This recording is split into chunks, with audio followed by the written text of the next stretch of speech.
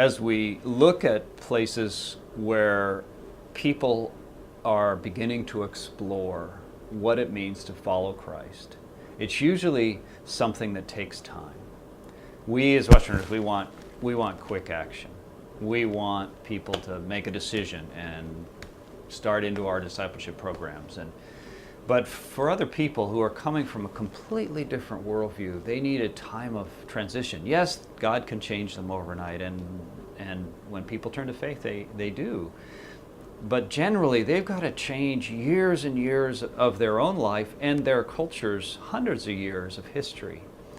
And so if instead we can say to them, wow, is there some way that these people can follow Christ in their context, rejecting the things that are not biblical, changing the things that are not maybe opposed in the Bible, but are neutral culturally, and then accepting and still seeing the gospel flow within relationships, especially family lines and cultural and ethnic lines.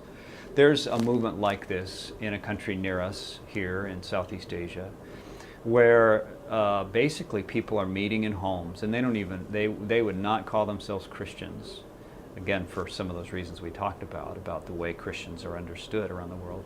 But they are very intrigued by the Gospels and Jesus. They're very drawn to Him.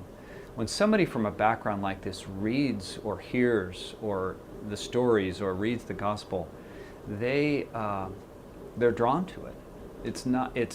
The power of the Word is so different than many other holy books. And so they're drawn to it. They begin to meet and discuss it. Slowly but surely they're turning, and then they're growing, and then they're exposed to more, and then they're beginning to share it with others. And that's what's happening with these groups. They're sharing it across family lines, even across some cultural lines, through business relationships and the natural flow of life. So it wasn't somebody coming there, or sure, some people originally came in from the outside in to begin this process, but now there are no outsiders involved directly.